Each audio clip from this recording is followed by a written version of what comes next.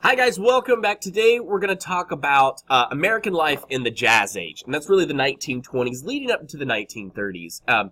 This is after the Progressive Era. This is after the election of Woodrow Wilson, where Teddy Roosevelt and William Howard Taft split the electoral vote, and Wilson becomes president. This is even after World War I, and we've talked about World War I before, so just kind of keep that information in the back of your head that times are tough, or times were tough beforehand.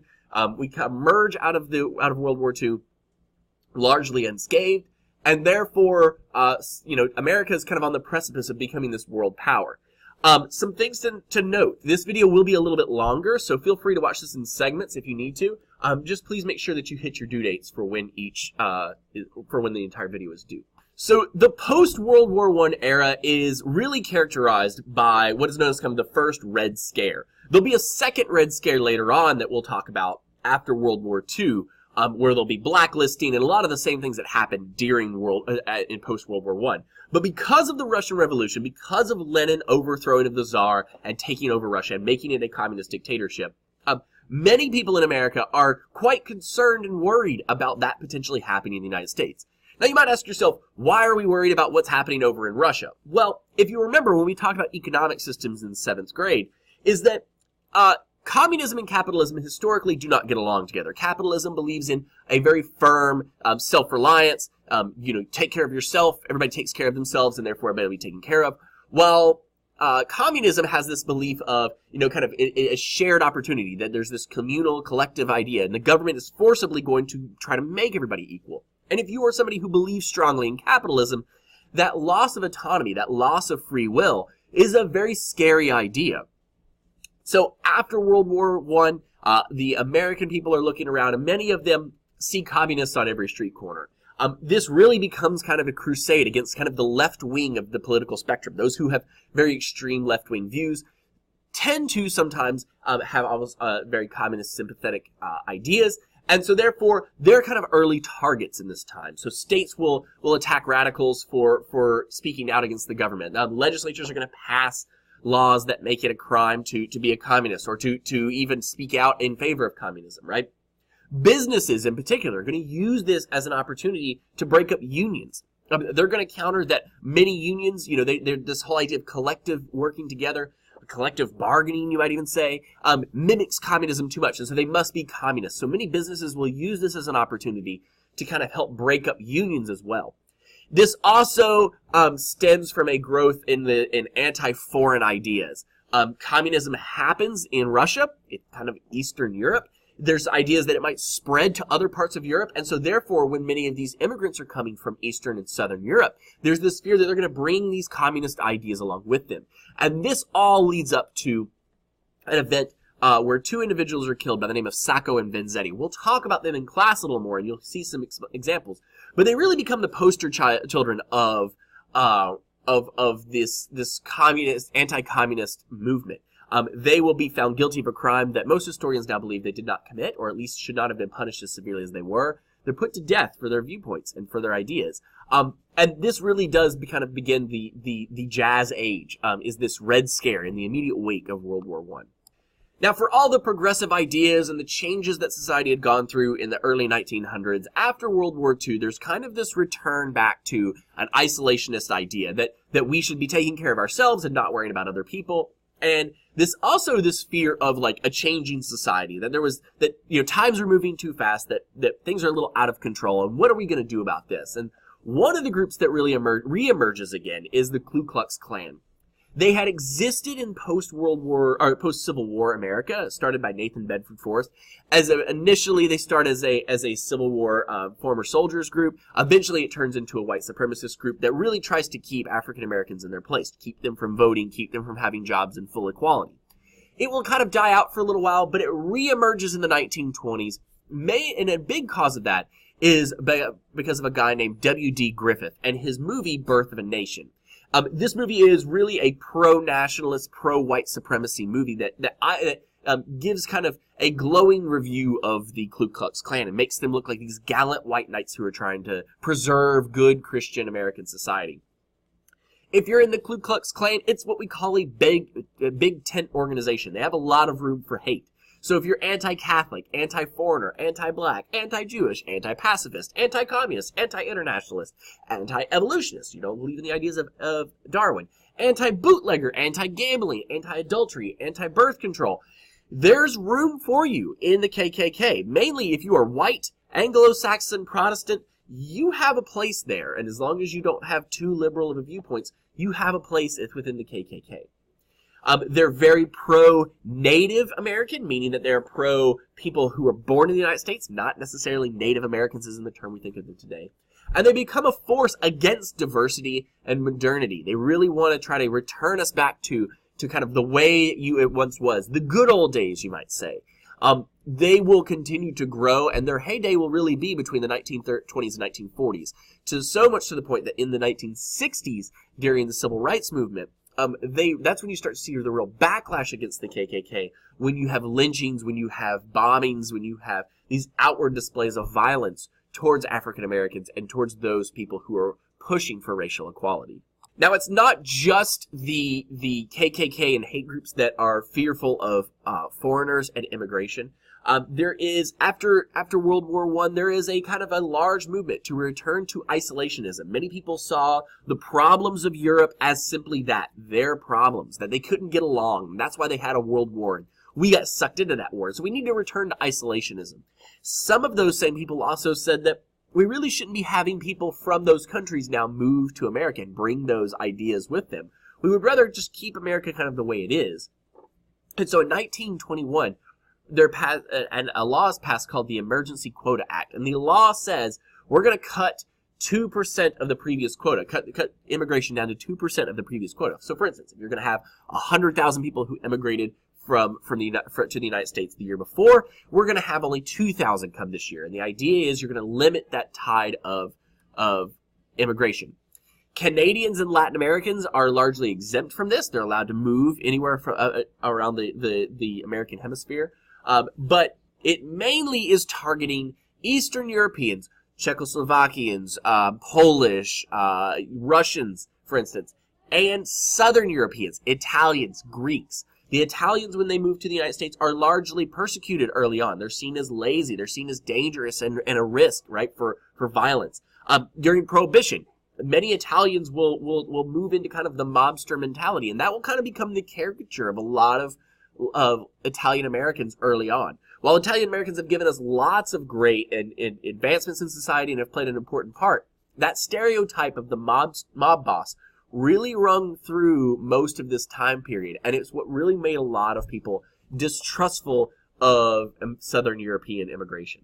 It's at this same time that Prohibition finally really gets going in this movement to end alcohol consumption in the United States. And the 18th Amendment is passed, which is called the Volstead Act. It is passed and it abolishes alcohol. It was really popular in the West and the South. For some people, especially in the South, they saw it as a way to keep alcohol out of the hands of African Americans. After the Civil War, there's this very much of distrust of African Americans in the region, most of it based off of prejudiceness and stereotyping ideas about African Americans that were largely untrue. And so there's kind of a hypocrisy. They want to keep it away from them, but they don't necessarily want to damage white Americans' ability to have alcohol. There's strong opposition to the 18th Amendment in major cities, Chicago, New York, Cleveland, for instance, all had anti-prohibitionist societies that wanted to keep alcohol flowing. Most prohibitionists, in the end, really were kind of naive. They thought this would be a way to fix a lot of the problems of society. They thought that it would, cure a lot of the economy's ails and society's ails. But really, there was no real way that the government could actually enforce this law. And many of the politicians that passed this did so kind of under pressure and didn't have to actually abide by the law themselves. They were kind of allowed to continue drinking because they knew where to go, where to get alcohol cheap and easily, and so that they didn't have to abide by the same standards that was set for most of the rest of society. There's a number of risks or a number of results that happen because of Prohibition. And one of those is the rise of organized crime. And this is a big deal. Organized crime in America had existed before prostitution, gambling, things like that. But it really wasn't on a large scale until Prohibition happens. Suddenly now these mob bosses, these crime families see an opportunity to make a lot of money. And so they can suddenly now step in and say, hey, we can be the suppliers of alcohol, right? We can be these bootleggers. And so they start running underground bars called speakeasies. They start to have mob families that fight against each other and that cause problems. And we'll talk about this a little bit later on. One of the good results, the two things that were good results of this, is that bank savings actually increased at this time. More people started investing their money in the bank. We can largely extrapolate that happened because they weren't spending money on alcohol, but there could be a number of other reasons as a result of it. It could be, kind of one of those correlation is not causation kind of things, but that's kind of what most historians believe, is that there was a little bit of a, well, now we can save our money more because people aren't spending that on vices, right? Absenteeism at work actually decreased too. People aren't getting hungover and aren't missing work or aren't cutting out of work early to go have a drink instead of working. As I said before, this is the golden age of gangsterism. If you are somebody who knows a lot about gangsters, Al Capone, Babyface Nelson, right? These are your guys, right? If you've ever watched a gangster movie before, this is the time period we're talking about.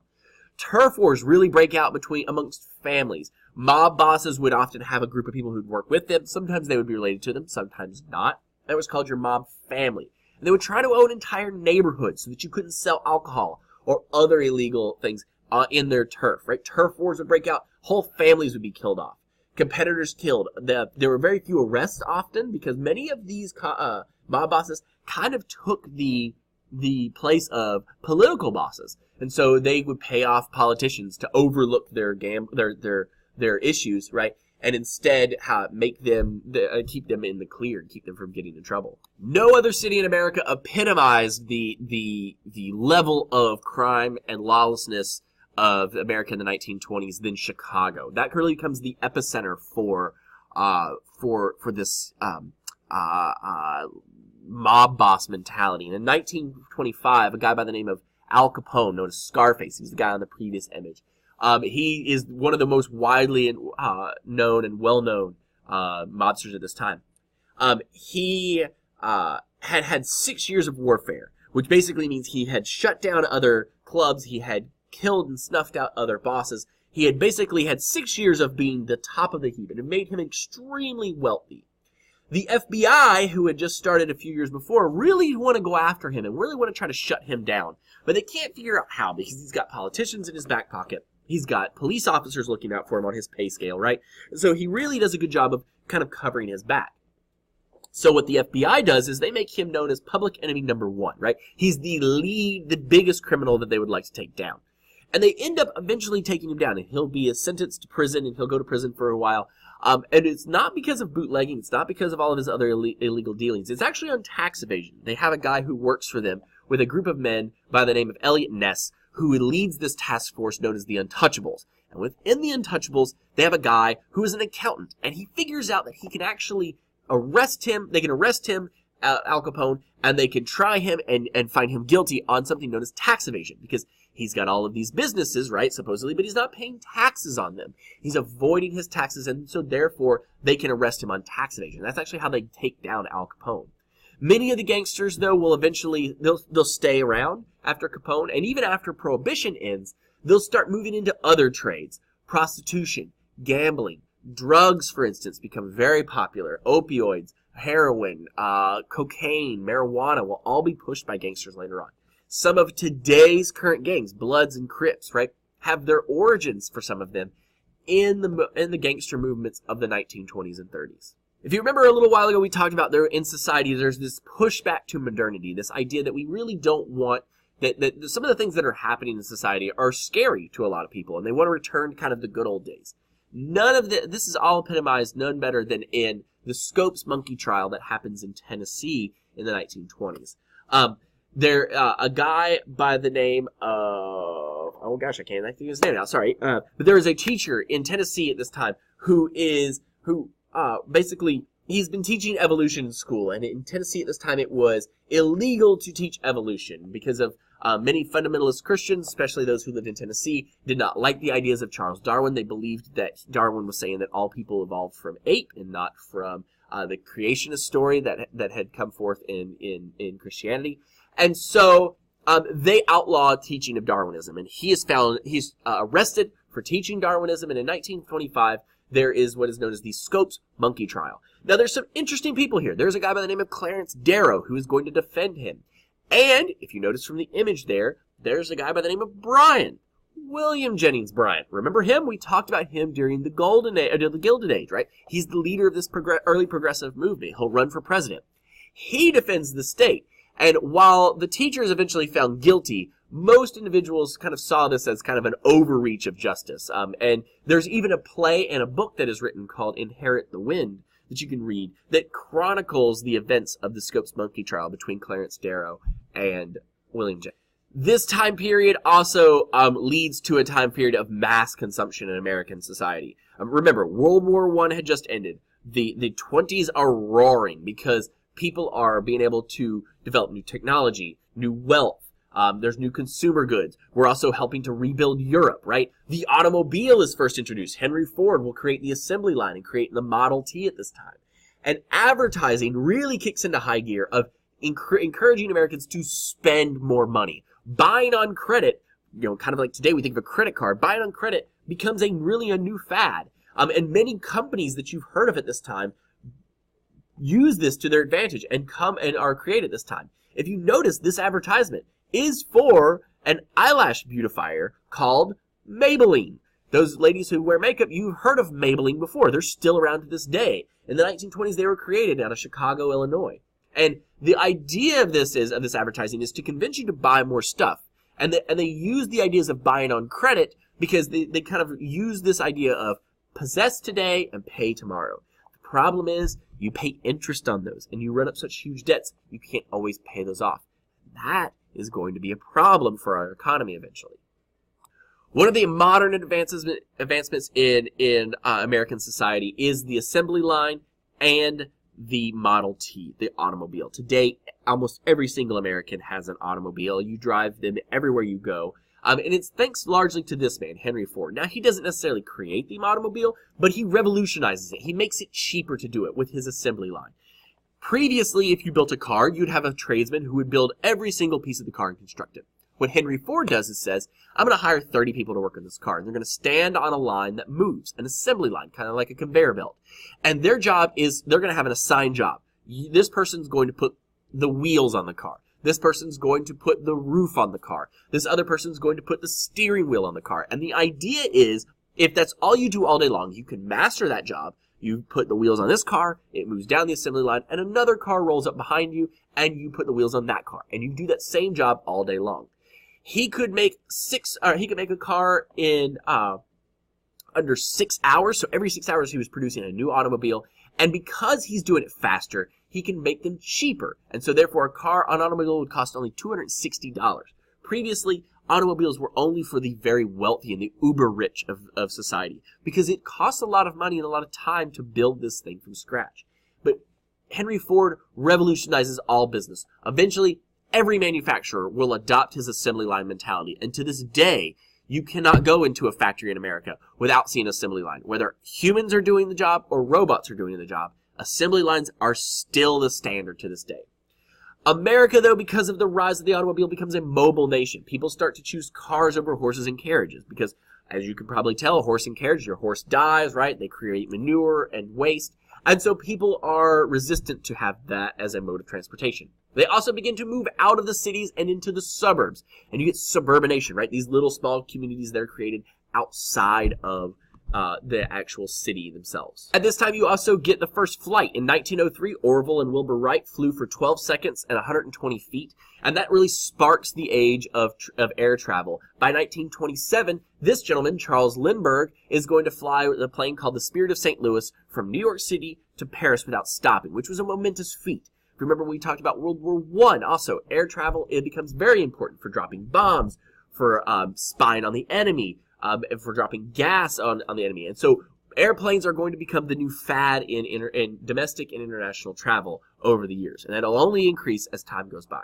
All of these advancements in technology lead to what is known as the radio revolution. In the 1890s, there was wireless telegraph, and that eventually moves to radio, and they create what's the first transatlantic transmission of information. So now you can get it from across the seas without having to wait for a letter or some kind of parcel. Many radios early on become kind of this conveyor of news, right? They kind of start to take the place of newspapers, and they're starting to tell you the daily news. NBC, the National Broadcasting Service, and CBS, the Columbia Broadcasting Service, both start as radio stations. They're still around to this day. Sports are a big thing. Now you can hear, the Cleveland Indians or the New York Yankees on the radio, and those broadcasts are broadcast throughout the country. So now you can be a Yankees fan, in Omaha, Nebraska if you want to. Politicians jump on this medium. They can now start to speak to the people directly, right? You can buy airtime and give a speech on the radio instead of having to have people come and visit you and see you speak it live. And music becomes much, much more popular. You get a wider range of styles and artists. People now can start to listen to music from different regions and from different races. And that's going to be important when we get to the 1940s and 50s with the revolution of rock and roll, because now you can start to you can't stop these radio waves, right? You can hear this music wherever you're at, regardless of whether or not you have the money to go see these people play live in concert. Hollywood also sees this kind of their golden age. And 1903 is really seen as the birth of movies. And most movies early on are silent films. Guys like this man, Charlie Chaplin, really lead the Hollywood industry early on. By the 1920s, though, we've changed and we've moved into what is known as the talkie era, right? Where suddenly now you're able to add sound to movies. Silent films in black and white begin to kind of fade away, and so movie stars really start to become more celebrities, right? Now you can't just be a good physical actor, you have to be able to deliver lines, right? And oftentimes many movies are musicals early on, so you have to be able to sing, you have to be able to dance, you need to be the full package. And many celebrities early on start to become even bigger than most presidents and politicians. We've had all this change in technology and entertainment, but there's also a lifestyle change that happens, and one of the biggest is for women. Women begin at this time, young women in particular, start to cut their hair shorter, start to wear short skirts, right? They start smoking, they start drinking, and the image over here to the right is a pretty good example of what is known as a flapper. Many of these women become known as flappers. Many of them start to dance to the Charleston and dance some new dances, not the traditional waltzes and slow dances that had previously been popular. And a lot of that music is paired with a lot of those dances are paired with a new style of music called jazz. And jazz is very popular. Things like the Harlem Renaissance, which we'll talk about when we get to our American history studies, kind of bring forth our African American art, culture, and music. And this jazz age is really characterized with this underpinning of African American culture starting to seep into popular white culture. A lot of the rise of black communities happen at this time, like in Harlem, New York, becomes kind of the epicenter for black culture in America. Now, not everybody is enjoying this post-World War I, quality of life. Some people, many artists, publishers, writers, authors, are really disillusioned with society. After World War I, many of them had fought in World War I, most of the men, and so they leave after the war, and they're very disillusioned. They just want to have a good time. They don't want to have jobs and have the same lifestyle that they'd had previously. And they become known as the lost generation.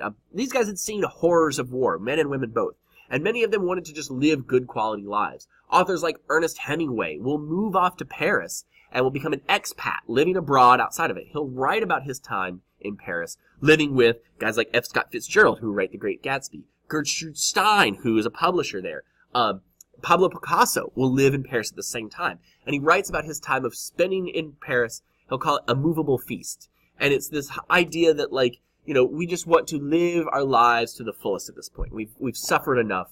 We want to basically have a good rest of our lives for what time we have left. All of these good times start to spill over, not just into the economy, but also in the stock market. Remember, America had largely helped rebuild Europe after World War I. And so America becomes kind of the world supplier. And America makes enormous profit. People then, because companies start to do so well, companies start to go public, right? They start to offer shares of their company in the stock market. And people, for the first time, really start to invest in the stock market. Because of that, they're investing their personal money. And there's no guarantee when you invest in the stock market that you'll always get your money back. If a company fails, you could lose everything. The business side and the political side start to kind of merge again, and we start to move back towards this time is good, everything's okay. We've kind of returned to laissez-faire. Corporate taxes are low, and in many places are abolished. The rich pay very little by way of taxes. There's little government interference in the economy, much like we'd had previously. We'd forgotten about those good old the previous days of the Gilded Age when times weren't as good as they should have been. And so because of all of this, there's this growing underbelly of American economy that, while it looks good on the outside, it's kind of like the Gilded Age again. It's not quite as good. Because you have people who are overproducing goods and services, the businesses. You have people, the consumers, who are over-purchasing, right? They're buying things on credit and running up debts. You You have people who are investing in the stock market and making companies very wealthy, whether or not the company is doing as well as they thought they were. This is all going to come together, and it's going to come crashing down in what is known as Black Tuesday, or the Wall Street crash. This is going to lead into the Great Depression, and we'll talk about that in our next video. And so until then, make sure you have all of this information in your notes. I know this is a very long video, but this covered everything you needed for the Jazz Age. We'll talk about this a lot more in class, and if you have any questions, please make sure you come see me. But just remember that all these social changes that had happened in the Progressive Era, they're not completely forgotten about, right? Society itself kind of moved forward, but it's in the places of economics and politics that we kind of regress back into the days of the Gilded Age, into this anything goes, laissez-faire attitude. And that sets us up for an even bigger crash, right? The stock market crash is going to literally ruin people's lives. And it's going to take almost 20 years, or 15 to 20 years, of this economic malaise and this economic downturn to really pull us up out of this. And it's going to take the New Deal from Franklin D. Roosevelt and World War II to finally get us out of this. And we'll talk about that next time. Until then, have a great rest of your day. Bye-bye, everybody.